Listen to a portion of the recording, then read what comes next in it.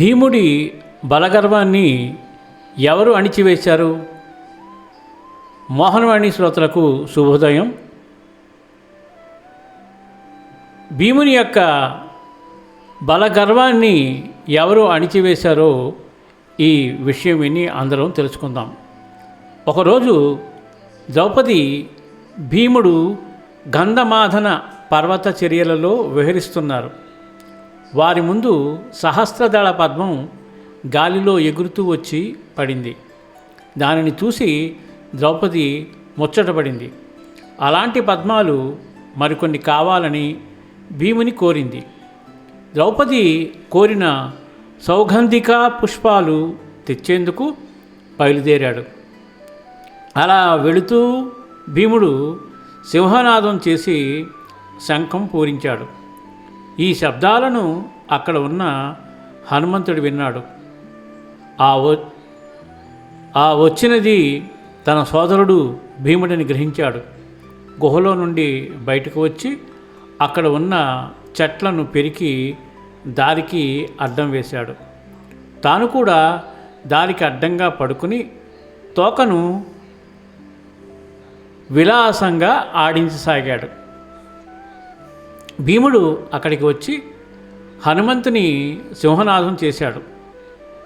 ఆ శబ్దానికి హనుమంతుడు కళ్ళు తెరిచి, ఎవరయ్యా నువ్వు? పెద్దవాడిని, అలిసిపోయి పడుకున్నవాడిని, పడుకుని ఉంటే ఇలా అరవడం తగునా? అడవిలో ఉన్న పండ్లు ఫలాలు తిని వెళ్ళు, ఇలా అరవకు అన్నాడు హనుమంతుడు. భీముడు, నేను పాండురాజు పుత్రుడను, ధర్మరాజు తమ్ముడిని, నా నామధేయం భీమసేనుడు.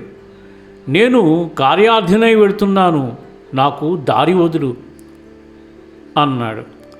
హనుమంతుడు, నేను ముసలివాడిని, కదలలేను, నీవే నా తోకను పక్కన పెట్టి నీ దారిని నీవు వెళ్ళొచ్చు అన్నాడు హనుమంతుడు. భీముడు అదంత పని అని తోకను ఒక చేత్తో ఎత్తి పెట్టబోయాడు. తోక కదలలేదు. రెండు చేతులు ఎత్తి పట్టుకుని ఎత్తబోయాడు. అప్పుడు కదలలేదు. భీముడు అది చూసి ఆశ్చర్యపోయాడు. భీముడు హనుమంతునితో, అయ్యా, మీరెవరో నాకు తెలియదు, కానీ మీరు మహాత్ములు, నన్ను మన్నించండి అన్నాడు. హనుమంతుడు భీమునితో, భీమా, నేను హనుమంతుడిని, నీ అన్నను, వాయుపుత్రుడను. నేను రామబంటును. రావణుడు రాముని భార్యను అపహరించగా నేను లంకకు వెళ్ళి సీతమ్మ జాడను తెలుసుకుని రామునికి తెలిపాను. రాముడు రావణుని సంహరించి సీతమ్మను పరిగ్రహించాడు. రాముడు నా సేవలు మెచ్చి చిరంజీవిగా ఉండమని దీవించాడు. అప్పటి నుండి నేను గంధమాదన పర్వతంపై నివసిస్తున్నాను అని చెప్పాడు. అది విన్న భీముడు సంతోషించి, ఆంజనేయ, నీవు అలనాడు సముద్రాన్ని లంఘించిన రూపాన్ని చూడాలని కోరికగా ఉంది, ఒక్కసారి చూపించవా అని అడిగాడు. హనుమంతుడు, భీమా, అది ఎలా కుదురుతుంది? ఆ కాలం వేరు, ఈ కాలం వేరు. ధర్మాలు కృతయుగంలో ఒకలా, త్రేతాయుగంలో వేరేలా, ద్వాపరంలో మరోలా ఉంటుంది. అలాగే కలియుగంలో పూర్తి విరుద్ధంగా ఉండబోతుంది అన్నాడు. భీముడు, అన్నయ్య, ఆయా యుగాలలోని ఆచారాల గురించి చెప్పవా అన్నాడు. హనుమంతుడు ఇలా చెప్పసాగాడు. భీమసేన, కృతయుగంలో అన్నీ కృతములే, కానీ చెయ్యవలసినది ఏమీ లేదు. అందుకనే ధర్మం 4 పాదాలతో నడిచింది. అప్పుడు శ్రీమన్నారాయణుడు శుక్లవర్ణంతో ప్రజలను కాపాడాడు. సనాతన ధర్మం వర్ధిల్లింది. బ్రాహ్మణ, క్షత్రియ, వైశ్య, శూద్రులు వేదాలు తమకు విధించిన విధులు నిర్వర్తించారు. వారు కోరకుండానే తగిన ఫలితాలు కలిగాయి. కనుక వారు పుణ్యలోకాలు పొందారు. ఆ యుగంలో జనులకు అసూయ, ద్వేషము, గర్వము, మదము, మాత్సర్యము, కోపము, భయం, సంతాపం, ప్రజాక్షయం, అవయవక్షయం లాంటివి లేవు. తరువాత త్రేతాయుగం ఆరంభమైంది. ధర్మం 3 పాదాలతో నడిచింది. ఆ రోజుల్లో ప్రజలు సత్యసంధులు, యజ్ఞయాగాదులు చేసేవారు, తపస్సులు చేసేవారు, దానాలు చేసేవారు. అప్పుడు విష్ణువు రక్తవర్ణంతో ప్రజలను రక్షించాడు. ద్వాపరయుగం వచ్చింది. ధర్మం 2 పాదాలతో నడిచింది. వేదములు, శాస్త్రములు విధించిన ధర్మం, కామము అనుసరించబడ్డాయి. కానీ ద్వాపరయుగంలో ప్రజల మాట మీద నిలవరు. సత్యము సమము హీనమవుతుంది. ప్రజలు కామ్యార్థము మాత్రమే యజ్ఞాలు చేస్తారు.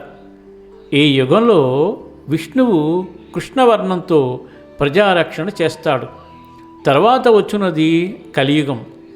ఈ యుగంలో ధర్మం 1 పాదంతో నడుస్తుంది. విష్ణువు పసుపు పచ్చని వర్ణంతో లాలలను రక్షిస్తాడు.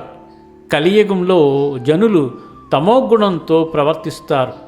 జనులు కామము, క్రోధము లాంటి పుణ్యకార్యాలు స్వల్పంగా ఆచరించబడతాయి.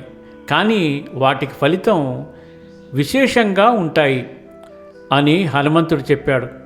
భీముడు, ఆంజనేయ, అలనాడు నీవు సాగరం దాటిన భీమరూపాన్ని చూడకుండా నేను ఇక్కడ నుండి కదలను అన్నాడు. ఆంజనేయుడు సాగరాన్ని దాటినప్పుడు రూపాన్ని భీమునకు చూపాడు. 2వ మేరు పర్వతము అని భ్రమించి చేసే ఆంజనేయుని విరాట్ రూపం చూసి భీముడు భీతి చెంది ఆ రూపాన్ని ఉపసంహరించమని హనుమంతుని వేడుకున్నాడు. హనుమంతుడు రూపాన్ని ఉపసంహరించి, భీమసేన, నీవు కావాలి అనుకున్న సౌగంధికా పుష్పములు ఉన్న కొలనును యక్షులు, గంధర్వులు సంరక్షిస్తూ ఉంటారు. అక్కడ నీ శౌర్య ప్రతాపాలు పనికిరావు. ఆ పుష్పాలు దేవతలు అనుభవిస్తూ ఉంటారు. దేవతలు భక్తికి లొంగుతారు కనుక ధర్మమెరిగి ప్రవర్తించు అని హితవు చెప్పి ఆశీర్వదించి పంపాడు. ఇంత అద్భుతమైన ఈ కథను మనకి శ్రీ వరిశెట్టి లక్ష్మీశేఖర్ గారు సేకరించి పంపారు. వారికి మోహనవాణి మరియు మోహనవాణి శ్రోతల తరపున హృదయపూర్వక ధన్యవాదాలు తెలియజేసుకుంటూ, సర్వే జనా సుఖినో భవంతు, లోకా సమస్త సుఖినో భవంతు. ధన్యవాదాలు. స్వస్తి. మన మోహనవాణి కార్యక్రమాలు మీకు నచ్చినట్లయితే వెంటనే ఒక లైక్ చేయండి, అలాగే కామెంట్ చేయండి, ఎక్కువ మందికి షేర్ చేయండి. సబ్స్క్రైబ్ చేసుకోకపోతే వెంటనే మన ఛానల్కి ఇప్పుడే సబ్స్క్రైబ్ చేసుకోండి. ధన్యవాదాలు.